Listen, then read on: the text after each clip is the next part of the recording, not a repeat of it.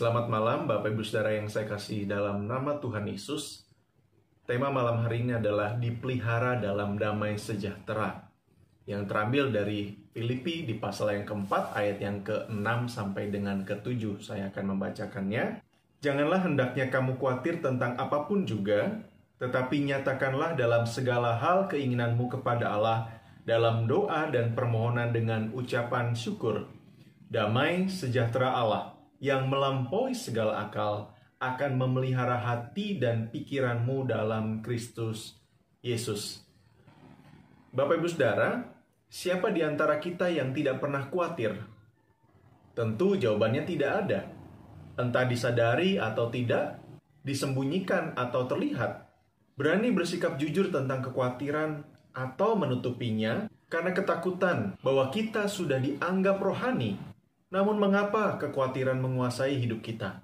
Setidaknya ada 3 jenis kekhawatiran yang dialami orang pada umumnya. Yang pertama, kekhawatiran dalam hal fisik. Khawatir akan biaya dan kebutuhan hidup secara jasmani. Bisa juga khawatir akan penyakit. Yang kedua, kekhawatiran akan hal jiwa, yaitu kebutuhan akan rasa aman, perlindungan, kebutuhan dihargai, bahkan juga jaminan akan masa depan. Yang ketiga, kekhawatiran akan pertumbuhan rohani. Namun ironisnya, bagian ini seringkali orang tidak pernah khawatir. Kekhawatiran sendiri berasal dari kata merimnao, yang artinya membagi atau memisahkan gagasan. Kata itu bisa berarti pikiran yang bercabang atau tidak fokus. Itu sebabnya kekhawatiran tidak membuat kita fokus kepada kebenaran firman Tuhan. Kita bisa mengerti kebenaran firman Tuhan, tetapi tidak pernah mengalaminya dalam kehidupan kita. Kepada jemaat di Filipi, Paulus memberikan alasan dan cara terbaik agar kita tidak dikuasai oleh kekhawatiran, yaitu kita hidup dalam damai sejahtera Allah yang melampaui segala akal. Caranya yang pertama adalah berdoa mengucap syukur. Di ayat yang ke-6 kita lihat, janganlah hendaknya kamu khawatir tentang apapun juga, tetapi nyatakanlah dalam segala hal keinginanmu kepada Allah dalam doa dan permohonan dengan ucapan syukur. Beberapa hari yang lalu, saya menyampaikan firman Tuhan di KPW Serpong dengan tema yang terambil dari Yesaya di pasal 46. Luar biasanya, Yesaya 46 di ayat yang keempat berkata demikian. Sampai masa tuamu, aku tetap dia, dan sampai masa putih rambutmu, aku menggendong kamu. Aku telah melakukannya dan mau menanggung kamu terus. Aku mau memikul kamu dan menyelamatkan kamu. Bukankah ini ayat yang luar biasa? Pada ayat yang ketiga, Yesaya mengingatkan bahwa Allah lah yang membentuk mereka sejak dalam kandungan. Itu berarti jauh sebelum orang tua memikirkan tentang anak-anak mereka kelak, Allah sudah memikirkannya terlebih dahulu. Allah membentuk dan menopang mereka, termasuk juga di dalamnya adalah kita.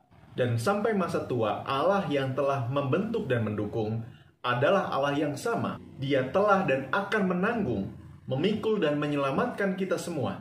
Bapak Ibu Saudara, ada arti unik di dalam kata mendukung.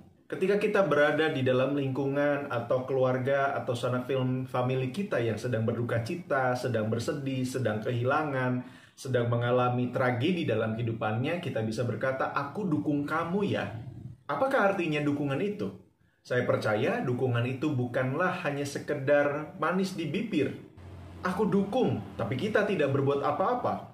Bahkan hanya untuk sekedar mendoakan orang itu. Arti dukungan yang benar adalah kita berada di dekat orang itu.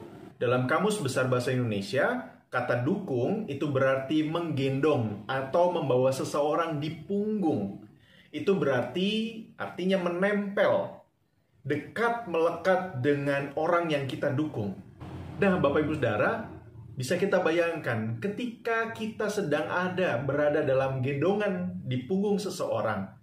Perhatikan berapa dekat jarak antara mulut kita dengan telinga orang itu. Sangat dekat, bukan? Yesaya menolong kita menyampaikan fakta bahwa Allah sedang menggendong kita semua, saya dan Bapak Ibu Saudara. Itu berarti betapa dekatnya kita bersama dengan Allah, Allah yang sedang menggendong kita. Itu berarti berbicaralah selagi kita berada di dalam gendongannya. Bukankah betapa damai sejahtera kita alami pada waktu Allah menggendong kita dan mulut kita dekat dengan telinga Allah, di mana kita bisa berbicara dengannya dengan cara yang paling dekat. Paulus yang berada dalam penjara mengalami Allah yang sedang menggendongnya, sampai ia dapat berkata dengan iman, bukan halusinasi. Di ayat yang ke-6 tadi, janganlah kamu khawatir tentang apapun juga, termasuk jemaat di Filipi jangan khawatir atas pemenjaraan Paulus, tapi nyatakanlah kepada Allah, karena kita sedang digendongnya, dengan mengucap syukur betapa saya dan Bapak Ibu Saudara berada dekat Allah. Yang kedua, kita lihat di ayat yang ke-7, damai sejahtera Allah yang melampaui segala akal akan memelihara hati dan pikiranmu dalam Kristus Yesus. Itu berarti kita sedang dipelihara oleh damai sejahtera dari Allah. Saya sangat setuju ketika seorang hamba Tuhan berkata demikian. Sudah barang tentu kuasa pemeliharaan Tuhan Yesus akan dilimpahkannya agar apa yang telah berjalan sesuai dengan kehendak-Nya akan terus berjalan. Apa itu pemeliharaan Allah? Katekismus Edinburgh berkata demikian. Pemeliharaan itu adalah sebagai kekuatan Allah yang maha kuasa dan yang hadir dalam segala tempat.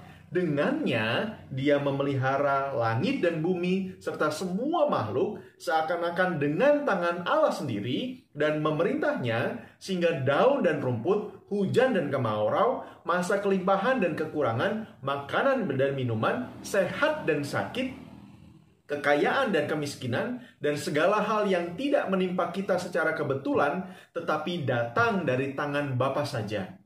Tentu Bapak Ibu Saudara, pemeliharaan Allah tidak berarti Allah menciptakan kemiskinan, melainkan Allah tetap mengontrol semuanya. Kemiskinan yang merupakan hasil perbuatan manusia bukanlah kehendak Allah yang bersifat kekal, melainkan kehendak Allah yang bersifat permisif atau sesuatu yang dapat terjadi dalam dunia ciptaan secara umum dan wajarnya demikian. Namun bukanlah kehendak Allah sejak semulanya. Justru Bapak Ibu Saudara mengajak orang percaya memerangi kemiskinan, kejahatan, dan kemiskinan. Tapi pertanyaan yang kedua, apa manfaat bagi kita mengetahui bahwa Allah telah menciptakan segala sesuatu dan tetap merawatnya melalui pemeliharaannya? Bukankah dengan berkat pengetahuan itu, kita dapat bersabar di tengah segala kesusahan dan bersyukur dalam segala kelimpahan?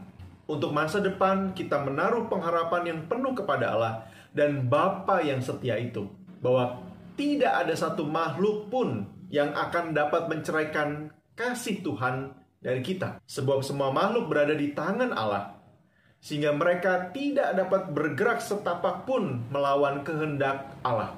Lalu apa kaitannya berdoa dengan damai sejahtera? Bapak Ibu Saudara, bukankah di saat kita berdoa merendahkan diri di hadapannya dalam penyembahan dan membiarkan Dia menyelidiki hati dan pikiran kita, pada saat yang bersamaan pikiran kita akan dibaharui? Masih ingat di awal saya menyebutkan kekhawatiran itu berarti pikiran kita sedang bercabang. Kita berdoa, Allah meluruskan kembali segenap pikiran kita. Dan pada waktu kita berdoa dengan mengucap syukur, menyampaikan segala sesuatu yang menjadi kerinduan hidup kita, bukankah ketika waktu kita berdoa mengucap syukur kepada-Nya dan menyampaikan segala apa yang kita rindukan, di sanalah Allah meluruskan pikiran-pikiran yang bercabang. Allah meluruskan kembali segenap pikiran kita agar mengarah sesuai dengan kehendak dan serupa dengan pikiran Allah itu sendiri. Jadi kesimpulannya Bapak Ibu Saudara, kekhawatiran bisa kita minimalisir dengan cara berdoa mengucap syukur karena Allah senantiasa menggendong kita. Dan yang kedua, kita senantiasa ada dalam pemeliharaan Allah pada waktu Allah meluruskan segala pikiran kita, supaya pikiran kita tidak bercabang, tidak menimbulkan kekhawatiran, tapi kita berfokus dengan iman dan percaya seperti yang diungkapkan oleh Paulus. Amin, kita berdoa. Bapa Surgawi, kami mengucap syukur malam hari ini. Allah sudah dan terus menolong kami. Dan ketika kami berada dekat dengan Engkau, menyatu di dalam kasih-Mu, kami sungguh-sungguh bersyukur karena kami bisa menyampaikan apapun yang kami rindukan boleh terjadi. Karena Allah begitu dekat. Dan kami bersyukur karena kami tetap ada dalam gendongan-Mu. Dan kami bersyukur juga karena pemeliharaan Allah melalui damai sejahtera yang melampaui segala akal pikiran kami yang tidak pernah kami pikirkan itu terjadi dan menolong kami menguasai hidup kami. Sehingga Allah meluruskan segala pikiran kami dan membuatnya memiliki pikiran dan hati dan hidup yang penuh dengan damai sejahtera. Berkati setiap kami. Dalam nama Yesus kami berdoa. Amin.